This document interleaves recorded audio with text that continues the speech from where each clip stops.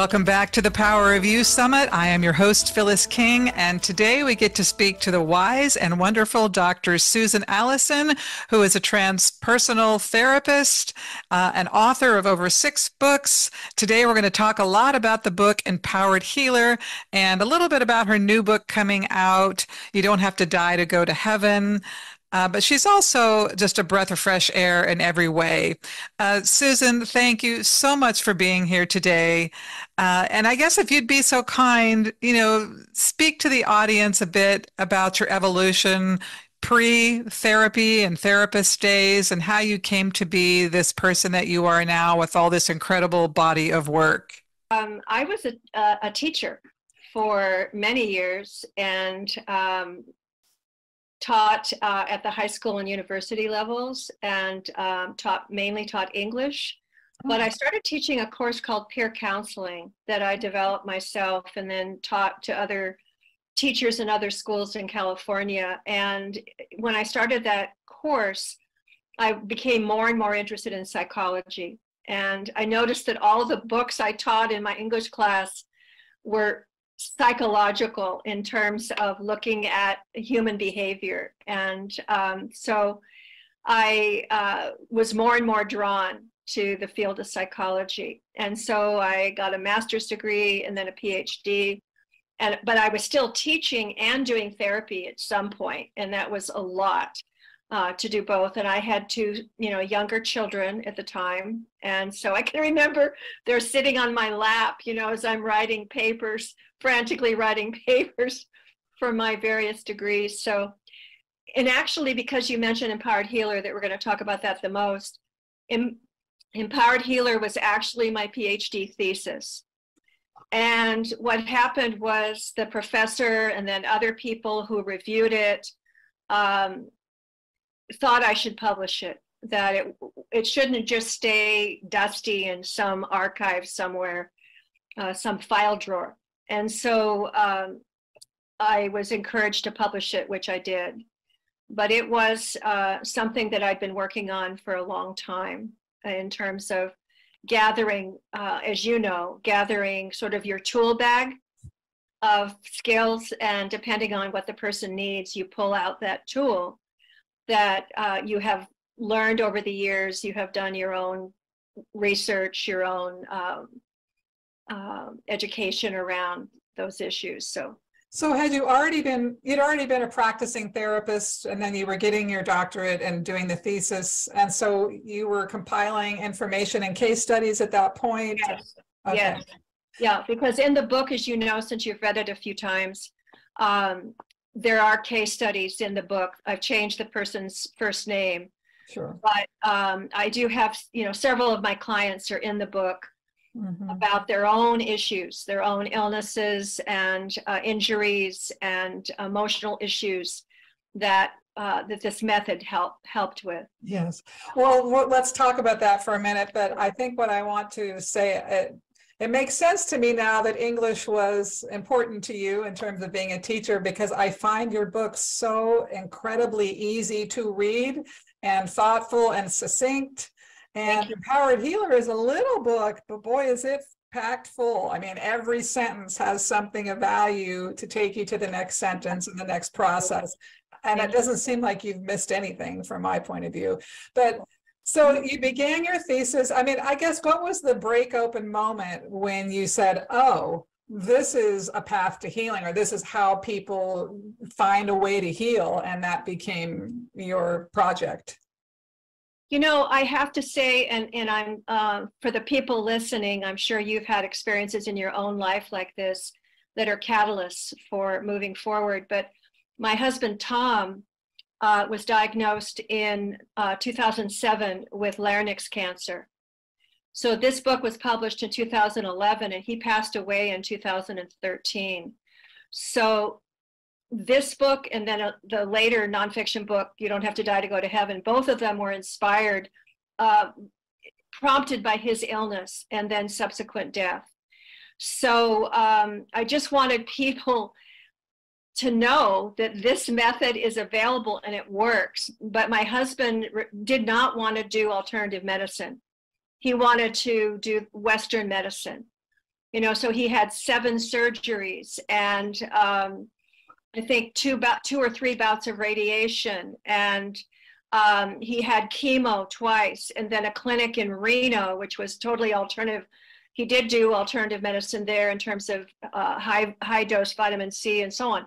Anyway, it was the biggest challenge of my life to step back, and I talk about this in Empowered Healer, that you cannot save, rescue, or fix anyone unless they really want to be healed.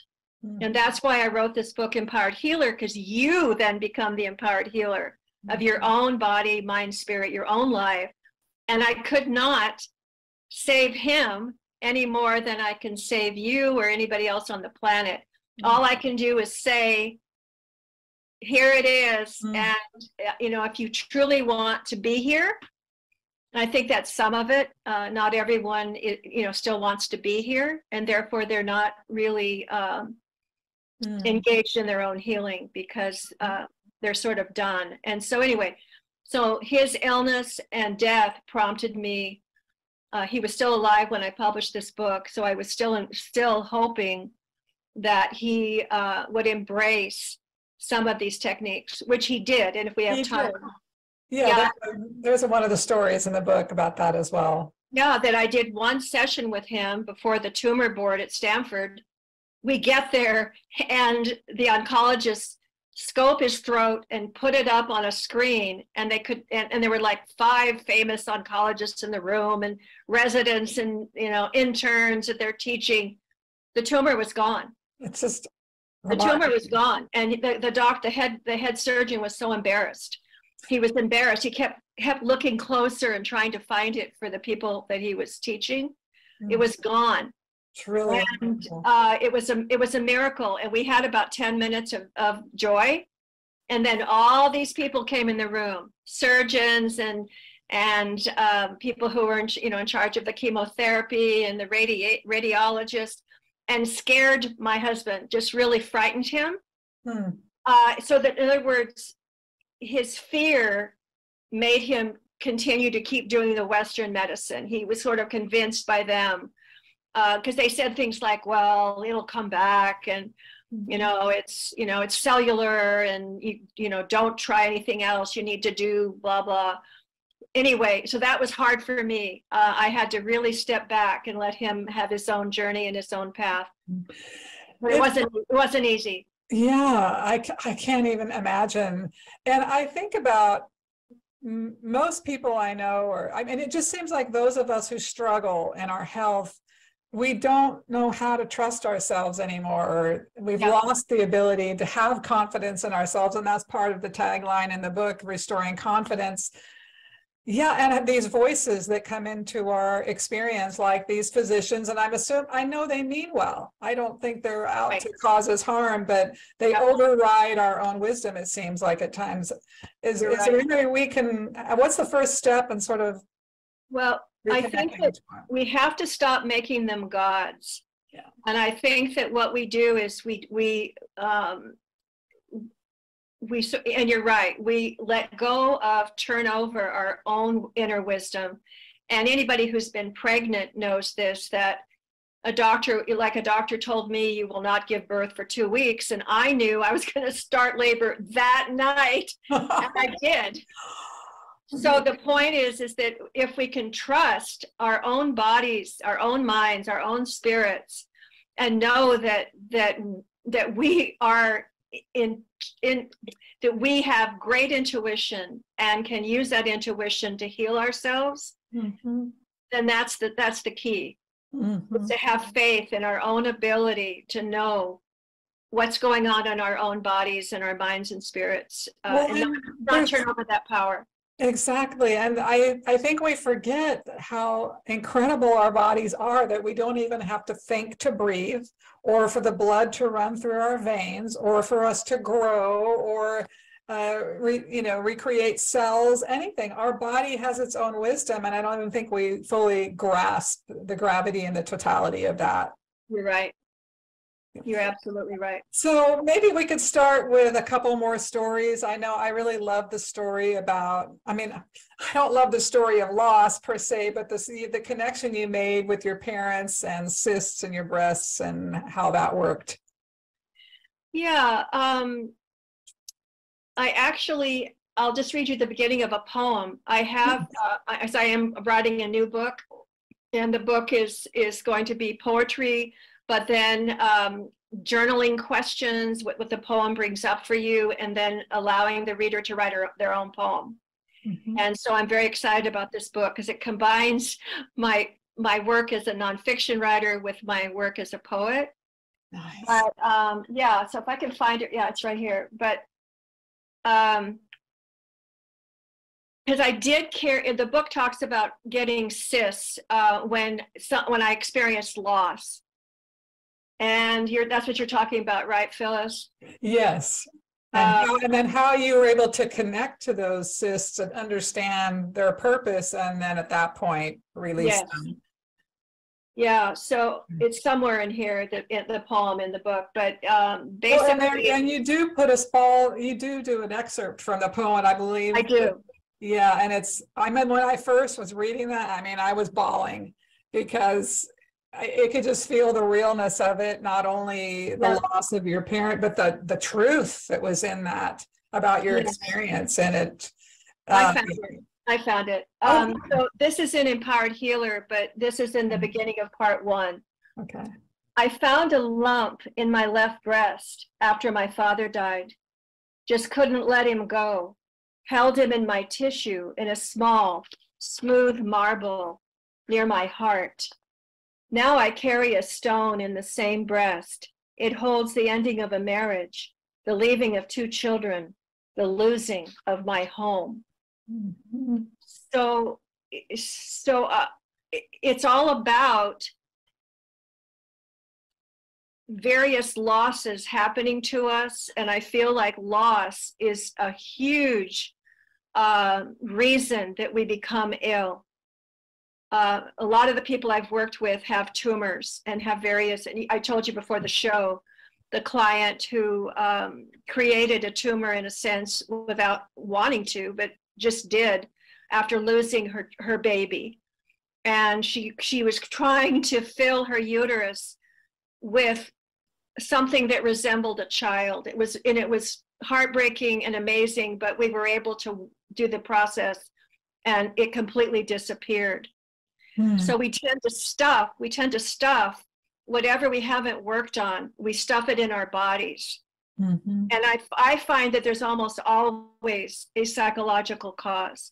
There's almost always, which is why part 1 has all these questions where you really look at what was going on in your life when you became ill. Well, let's put that in order for the listeners, because I know exactly what you're talking about. But essentially, the book does break down a process, which is 4 steps. And you started to describe that first step.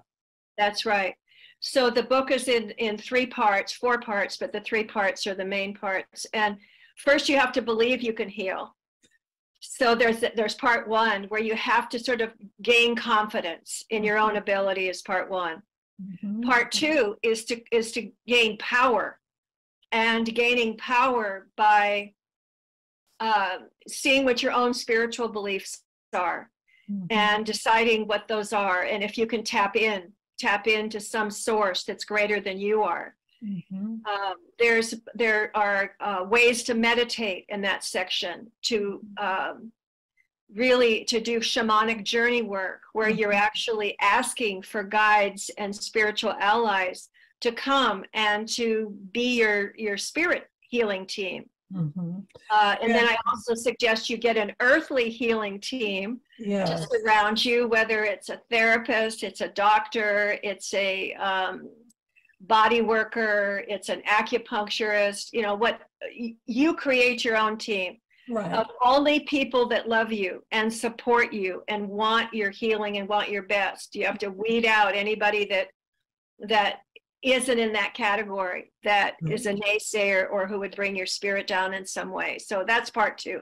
You're talking part 3, though, is the 4 steps. Yes, and I just want everybody to know that in the book, when she's talking about regaining your confidence and connecting to power and divine, whatever, there's so many different words for it, but it's very specific. It's not ambiguous. So when you read the book, you will understand exactly how to achieve that. That's what I love about the writing. It's just easy to understand, and there's different options. So, okay, so now we believe, and we have a little bit of confidence that maybe something can happen here. Then what happens? Yeah, so we gain confidence, and then we fill with power of knowing that part of this is knowing we're not alone. And I think that a lot of us go through life, and at times in our lives, we feel really alone. And some of us, including me, I have trouble asking for help. I want to do it all myself. Yes, and someone else in the room is relating that, just wanting to do it my way, wanting to do it myself, being really independent, and so on. But asking for help is so important in this process, so that you reach out and know you're not alone, that you have people around you. You are choosing these people that will help with your healing. And then the spiritual aspect, or for me, a shamanic aspect, is that I teach you how to close your eyes and visualize and go into a light trance, and go to a beautiful garden space that's yours. It's like a meditation. And then you invite in, you invite in beings who love you. And it really works. And I've been doing this shamanic work since 1995. So way before I wrote this book, I was engaged as a shamanic practitioner, and learning how to navigate the spirit worlds, the lower world, the middle world, and the upper world, that some people call heaven, or whatever your belief is. So then you feel that you have this support team. Yes. On the spiritual level and the earthly level, you have so much support, and that gives you even more confidence that you're not doing this alone. And then you're ready to try a session using the 4 steps, as you mentioned. So that's part 3. Well, I know I actually have someone right now who's working her way through the questions. There's a lot in the questions you ask. I mean, so we have to be willing to be still and talk to ourselves, but have a conversation. I mean, it seems simple, but why is that so hard for us to sit still and look at these questions that take us closer to ourselves? Because it's uncomfortable. It's uncomfortable. Some of these questions are asking, what was going on in your life when this happened? You know, when you had this accident, or you had this illness. I had recurring pneumonia, both as a child and then as an adult. And every time I was holding grief in my lungs, and I was swallowing my grief. I was stuffing it. So the questions are going to say, what was going on in your life when this happened? One of the cases in the book is a woman who had recurring pneumonia and scarring in her lungs. And she went through a horrible divorce and hated her ex-husband. She was holding all this venom, and went in there, and her lungs were like covered in gray slime, and she could actually journey in and see them, and realize that she was so cold, that she was cold in her anger and her lack of forgiveness, and she had no warmth in her life, and she kept causing this recurring condition. So the questions aren't easy. Yeah. They're asking you, what is it in your life that's happened that has caused this? And also, there's also a set of questions about your resistance. Yes. Because here's an example. A client who had, it was a form of cancer, and I do think it was uterine. And she created it unconsciously to get more attention from her husband. And because she was ill, she had this dividend that she got more attention. Yes, that's the other piece that we don't think about. How is it? What's the payoff? We're hanging on to whatever it is because someone is being kinder, someone's paying attention, someone seems to love us more. When they bring us a hot pack, or they bring us our pills or whatever. And so there's a whole set of questions about resistance, like, why are you hanging on to this? What dividends are you getting from having this either physical or emotional issue? What are you getting from it? Because you're not yet willing to give it up. Yeah. There must be something you're getting. It's interesting because I think if I mentioned to you off the air here, I had a struggle with migraines for several years. Thank God I don't anymore, not like I did. And I remember during that period of time, the amount of stress that I was digesting as a normal way of being. And I remember being very angry and very resentful and very upset and feeling very victim-y. And it wasn't until a moment when I was on the bed, dark room, writhing in pain, and I finally just surrendered and said, well, this is it. And I had some Stephen Halpern music on just to kind of keep me conscious. And then all of a sudden a wisdom came. And it was like, there's a lot of resentment here. And you need to, I got a lot of insight about what I needed to do to make myself feel better, not migraine wise, but in my emotional and the way I was being in the world. And that was really the beginning of coming out of it. So there is a lot of wisdom in these illnesses or these problems. And all we typically see is the problem. I have this migraine, I have this thing, how do I get it to stop? Right. As opposed to what's the origin of what's going on in the whole picture, the holistic view. Yeah, what you did, Phyllis, is that you went into the pain. And in the book, I have an acronym for PAIN, which is pay attention inside now. So the acronym in the book is about really pain. It's like your body's going, hello, there's something wrong here. Maybe, it's something in your life that you need to change. Hello. So please pay attention inside now. I'm going to make you hurt until you pay attention. It's like our body is saying something isn't working. Something in our life is not working. And then, so you paid attention to the pain and you got that incredible, breakthrough.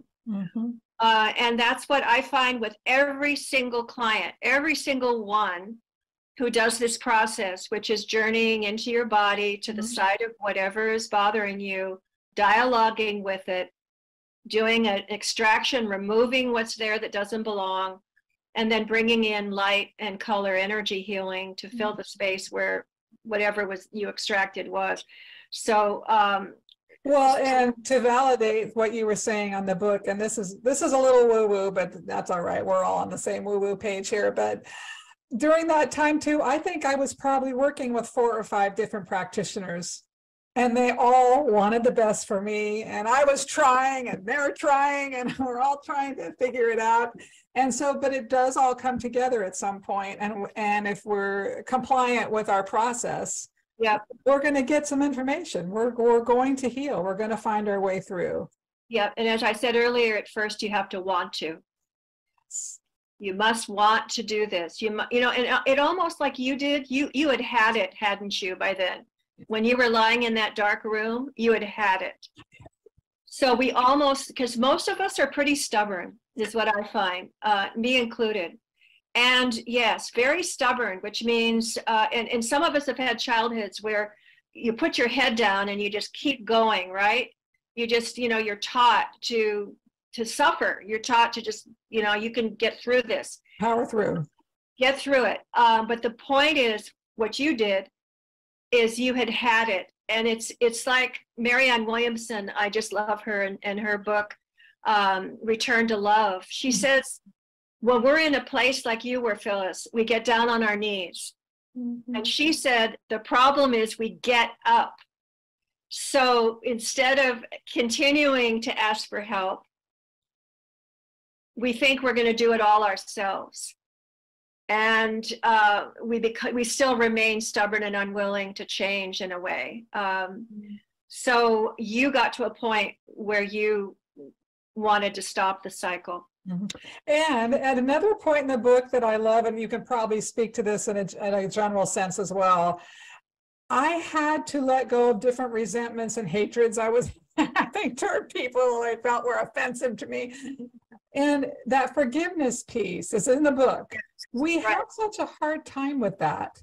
We think that forgiving somehow lets someone off the hook and we can't do it. So maybe you could speak to that piece in the healing process and how, where we get stuck in that.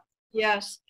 There's, and I've done a lot of this work myself, which is why it's in the book and it's really important, is there's a whole set of questions and then a process you can go through where you write down.